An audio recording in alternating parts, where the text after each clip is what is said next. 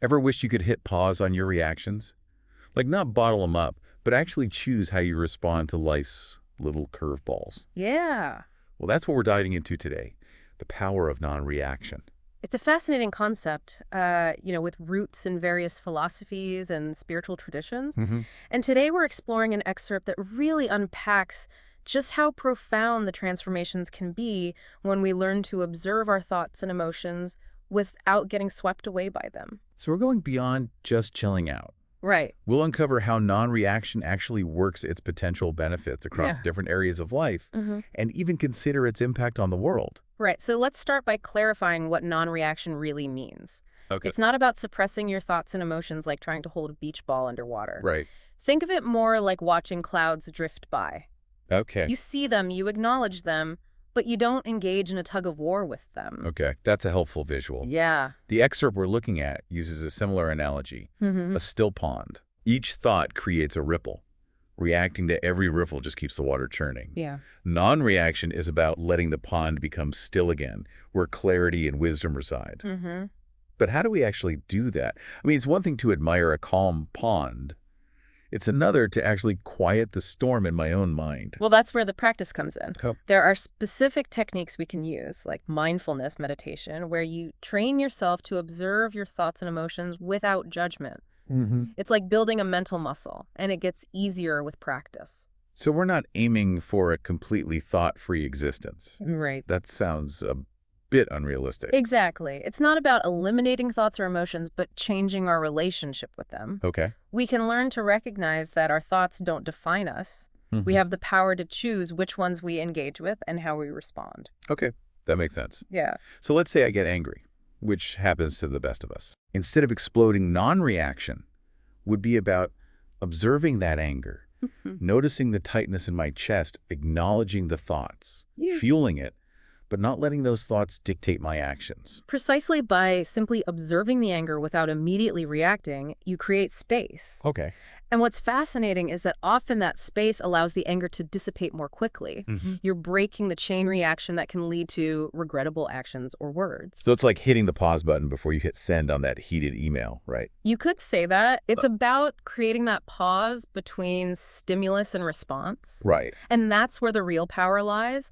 That pause allows for patience. Mm-hmm. Not just gritting your teeth and waiting it out, but a deeper understanding that not every thought or feeling requires an immediate reaction. It sounds like non-reaction gives us the ability to choose our response rather than just being ruled by our immediate impulses. But can this really apply to every situation? Well, I mean, what about when there's a real threat, like a car speeding towards you? Surely some level of immediate reaction is necessary for survival.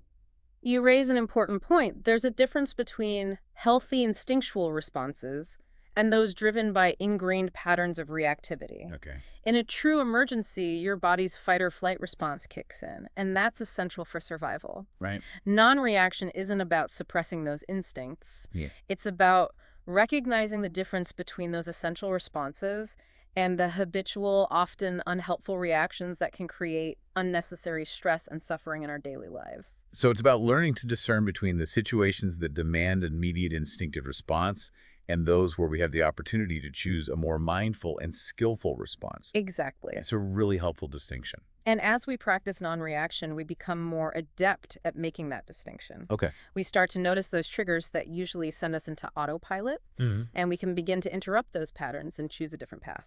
So how does this play out in real-life scenarios beyond just managing anger?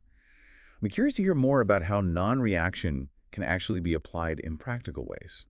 Let's imagine you're facing harsh criticism at work. Cool. Instead of immediately getting defensive or firing back, you take a breath. You observe your initial reaction, the sting of the words, the thoughts rushing in, but you don't let those thoughts and feelings dictate your response. That pause allows you to respond with clarity and composure, perhaps even turning the situation into an opportunity for growth. It sounds like non-reaction could be incredibly useful in navigating those tricky interpersonal dynamics that come up at work, in families, and in our personal relationships. Exactly, and that's what we'll be exploring in more depth as we continue our deep dive. We'll look at how non-reaction can transform conflicts into opportunities for deeper understanding and connection, and how it can even have an impact on the way we approach global challenges. I'm definitely intrigued to hear more about that.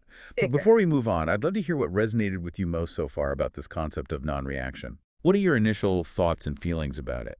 Well, well, for me, it's fascinating to think about how non-reaction could play out in our relationships. Mm-hmm. We've all experienced those moments when a heated argument erupts and things spiral out of control. Oh, absolutely. Yeah. I know I've certainly had my fair share of those moments where I wish I could rewind and hit the pause button before things escalated. Right. Imagine those tense moments with loved ones, colleagues, or even strangers. Yeah. Instead of reacting defensively or with aggression, we take a breath and create space. Okay. That pause can completely shift the energy of the interaction. So we're not talking about suppressing our feelings or pretending everything's okay when it's not. Not at all. It's about acknowledging our emotions, but choosing how we respond to them. Hmm. In the context of relationships, that pause allows us to approach the situation with curiosity rather than judgment. Uh, We can ask ourselves, what's really going on for this person? Is there something deeper driving their words or actions? that's such a different approach than immediately going into defense mode or trying to prove we're right. It sounds like non-reaction in relationships is really about fostering empathy and deeper understanding. Precisely by choosing non-reaction, we become better listeners. Okay. We're more attuned to the nuances of communication, the unspoken needs and emotions of others, Hmm. and that can be incredibly powerful in building stronger, more authentic connections. Okay, that makes a lot of sense on an individual level. Hmm. But earlier we touched on the idea that non-reaction could have an impact on a much larger scale. Right. It sounded a bit idealistic, but I'm curious to hear more about how that could actually play out.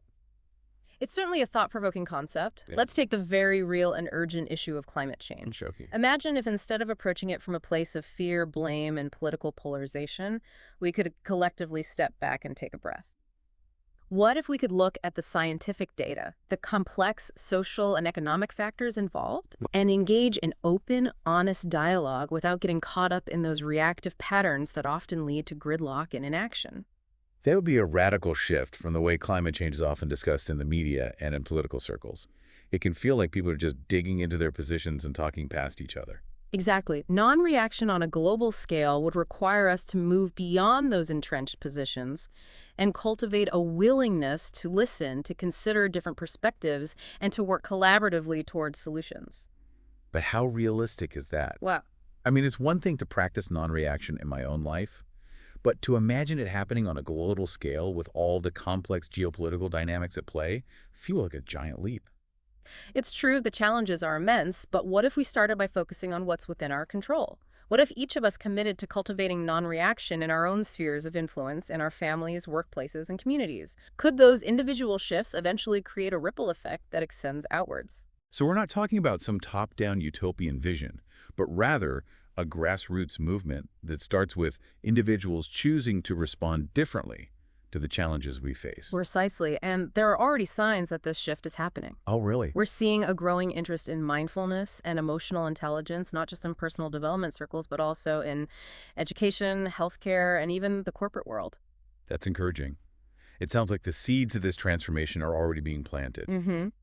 But if we're talking about societal change, education seems like a crucial piece of the puzzle. Absolutely. Imagine if schools incorporated mindfulness and emotional intelligence training into their curriculums. Children could learn from a young age how to understand and manage their emotions, to navigate conflict constructively, and to develop empathy and compassion for themselves and others. That'd be amazing. A It could equip future generations with the tools to create a more peaceful and compassionate world. But what about those of us who are already out of school? Are there ways to integrate non-reaction into our adult lives and communities? There are countless opportunities. Community programs, workshops, even workplace initiatives could raise awareness about the benefits of non-reaction and provide practical tools for cultivating it in daily life. So we're talking about a multifaceted approach that involves education, community engagement, and even systemic changes within institutions. Exactly, and it's important to acknowledge that this kind of transformation takes time. Right. It's not about overnight revolutions, but about a gradual shift in consciousness. Right. And that shift starts with each one of us choosing to practice non-reaction in our own lives. It's empowering to think that even small individual acts of non-reaction can contribute to a larger movement towards a more peaceful and compassionate world. It feels less overwhelming than trying to solve global problems single-handedly. And that brings us back to the heart of this deep dive. The understanding that true change begins within. Okay. As we cultivate non-reaction in our own lives, we tap into a deeper level of awareness, a realm of wisdom and peace that can guide our actions and inspire others. But before we delve further into that spiritual dimension, let's pause for a moment. Okay. What stands out to you most about this concept of non-reaction and its potential to ripple outward from our individual lives to create positive change in the world? Hmm. Let me think about that for a second. Let me think about that for a second. It's amazing to think that something as simple as choosing how we react could have such a profound impact on our lives and the world around us. It really is. And that brings us to the most fascinating aspect of non-reaction, its spiritual dimension. It's not just about managing stress or improving relationships. Right. It's about accessing a deeper level of consciousness. It really is. We've talked about the pond analogy, but now imagining diving beneath the surface beyond the ripples of thought. What exists in that stillness? Many spiritual traditions describe this as a realm of pure awareness of being rather than thinking. It's that still point within ourselves where we can observe the ebb and flow of thoughts and emotions without being swept away. So it's not about erasing our thoughts or becoming emotionless, but rather shifting our perspective, recognizing that we are not our thoughts. Exactly. It's like becoming the silent observer of our own mental movie. We are not the actors caught up in the drama on screen, but the awareness that witnesses the entire show. That's such a powerful shift in perception. But how do we actually tap into that realm of pure awareness? It sounds a bit abstract and mystical. It's actually more accessible than you might think. One simple but powerful technique is to focus on your breath. Notice the sensation of each inhale and exhale, letting go of any thoughts that arise. Even a few moments of focused breathing can bring a sense of calm and clarity. So we're not talking about years of secluded meditation in a cave somewhere. No, not at all. This is something we can integrate into our daily lives. Absolutely. Even a few minutes of mindful breathing each day can make a difference.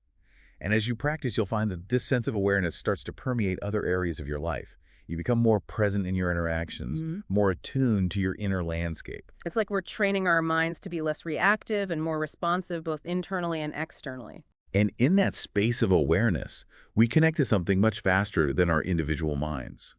Some call it the universe, others call it source God, or simply being. But regardless of the label, it's that experience of interconnectedness, that feeling of belonging to something much greater than ourselves. That resonates with me deeply. It's that feeling of awe and wonder we experience when we look up at the stars or connect with nature. Exactly. And that sense of connection brings a profound peace. Our fears and anxieties lessen their grip. Our need for external validation fades away. We find contentment and joy within ourselves, regardless of external circumstances. It sounds like we're talking about a radical shift in perspective, a way of being in the world that's more aligned with our true essence. But how does this translate into action? How does this awareness change the way we live our lives? From this place of connection, our actions become less about reacting from fear or ego, and more about responding from a place of love, wisdom, and compassion. We're no longer driven by those primal impulses of fight or flight, but guided by a deeper knowing. It's like we're tapping into an inner compass that points us towards what truly matters, what serves the highest good. And as we cultivate this inner compass, we naturally become more compassionate and understanding in our interactions with others. We see the interconnectedness of all things, recognizing that we're not isolated individuals, but part of a vast, intricate web of life. It's inspiring to think that by cultivating non-reaction within ourselves, we can contribute to a more peaceful and compassionate world. And it all starts with that simple but profound choice to pause, observe, and choose our response. Right. So as we wrap up our deep dive into the power of non-reaction, I want to leave you with this.